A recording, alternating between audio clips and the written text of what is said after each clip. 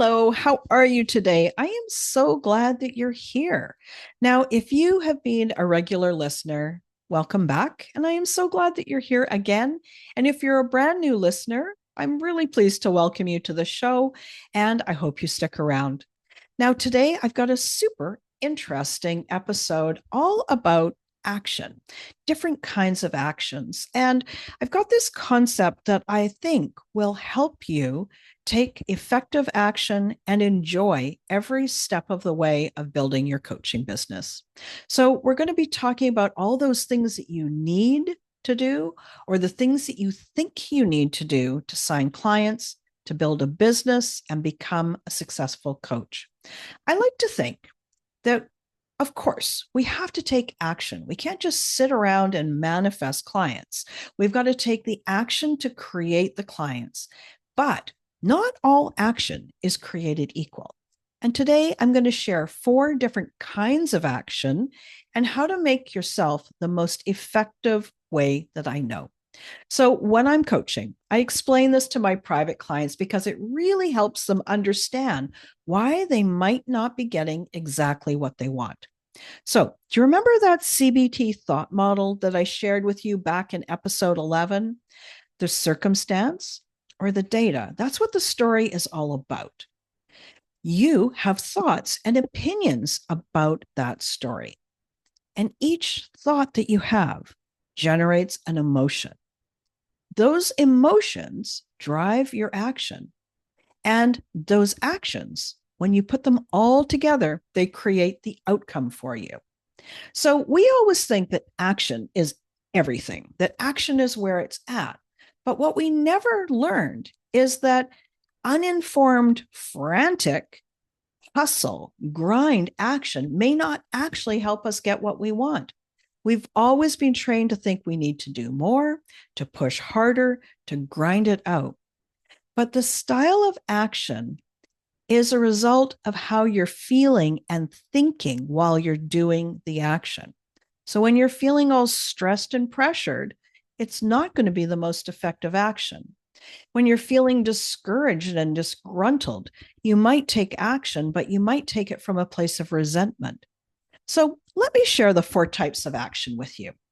They are passive action, inaction, forced action, and inspired action. And I'm going to tell you a little bit about each one so you can start to identify, where do you spend most of your time? Now, there is nothing inherently wrong with any of these kinds of action, and we use all 4 types of action in our life. It's normal for us to have different actions, just as it's normal for us to have different feelings and different thoughts and different beliefs. Each type of action has a different flavor and a different effect. So it's up to you. You get to decide, is the action that you're taking, is it the one that supports you to get what you want? And to notice where the type of action isn't actually helping you.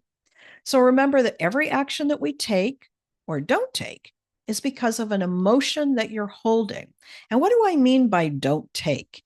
Well, if the emotion that you're holding is being really resistant, maybe you're thinking the thought of, I hate this, I don't want to do this, and you're feeling really resistant, well, then you're probably not going to do a lot of the things that you might have normally done if you were feeling interested, curious, experimental.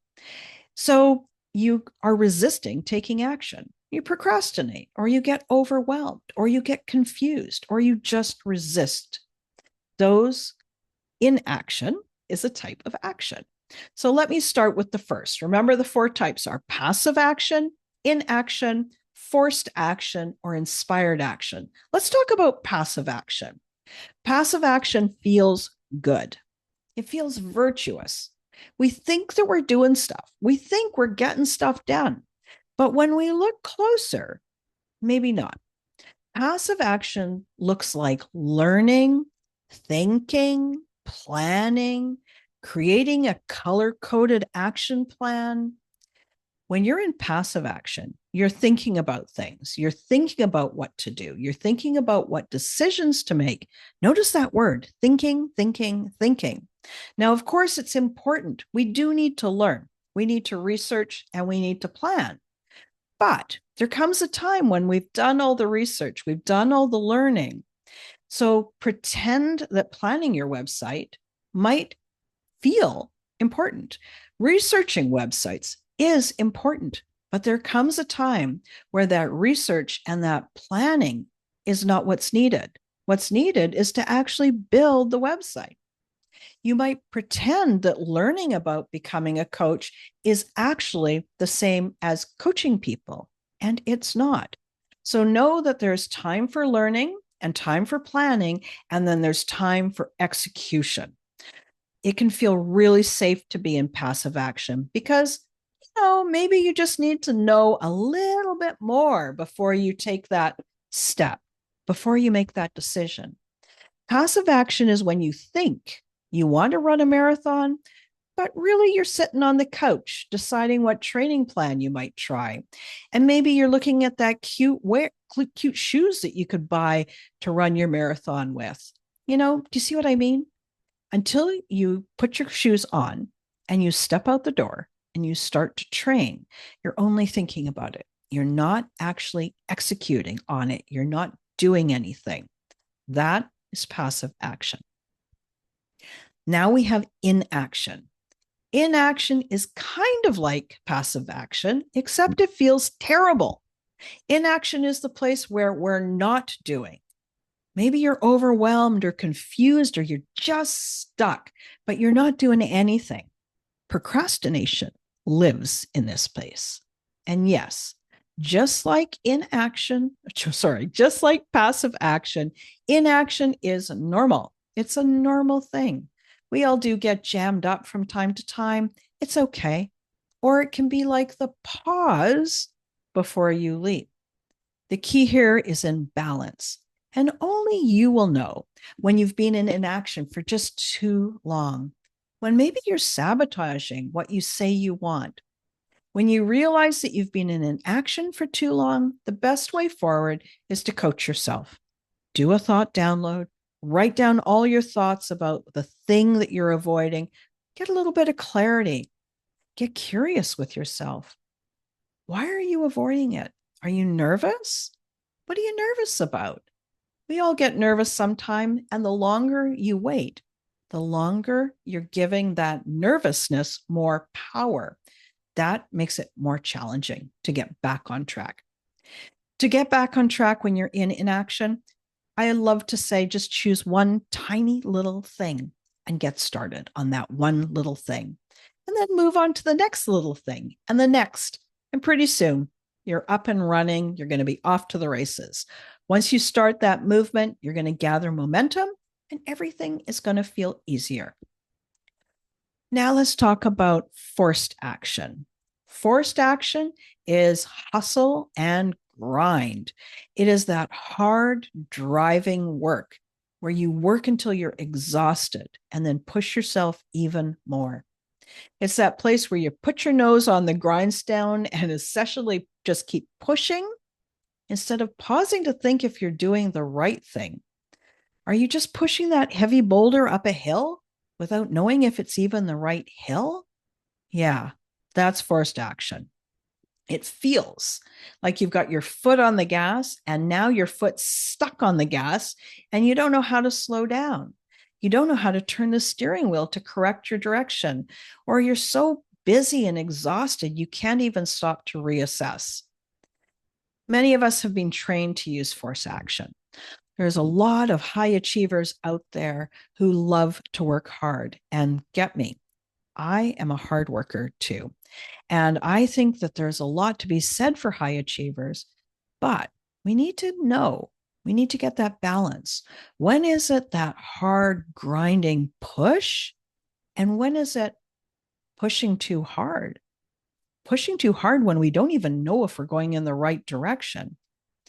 Lots of us can bounce back and forth between this hard driving forced action, inaction, and passive action.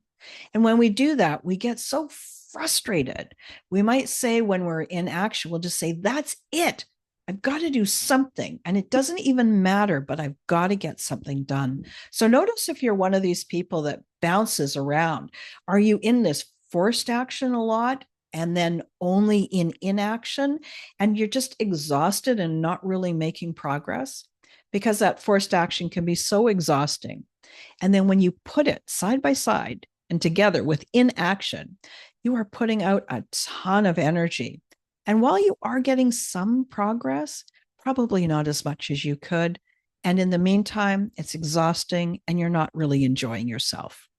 So now let's switch to inspired action. Let me tell you this. Inspired action is the action that you take that comes when you feel inspired. I know it sounds so simple, right? But the thing that you do when you say, you know what? You know what I should do? And then you find that you're filled with inspiration or this feeling of possibility of what you could accomplish. The thought might also sound like that. Gosh, that would be so much fun to create that. What a great idea. That creates this feeling of possibility and experimentation and curiosity and openness. The action that comes out of that space, that is inspired action. And it often comes with a feeling of flow. As you're taking action, inspired action, you might often lose track of time. You're going to find that you enjoy yourself. And the fun thing is, this inspired action actually creates the results you want more easily. So if you're a new coach, or a struggling coach, or a coach who just wants to get to the next level, you probably want more clients, right? Inspired action is going to be the type of action that brings you those new clients even faster. And you're going to have way more fun doing it too. Now, at first, this type of action, the inspired action, might feel a little out of reach. It's kind of like something that happens, but it's like a lightning bolt. But I know you've experienced it before. Think back to a time where you had that feeling of possibility.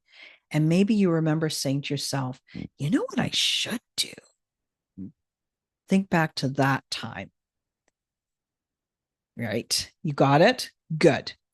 But what you don't know yet is you've experienced it. We all have.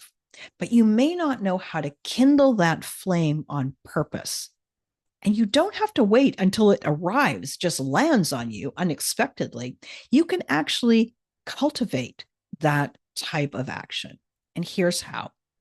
So, first, remember that your thoughts are optional and your thoughts create your outcome. So, inspired action is the creative action that you take when you are thinking in a way that creates emotions of inspiration, possibility, empowered, curious. And I notice for me, it has a feeling of lightheartedness, not super heavy and attached.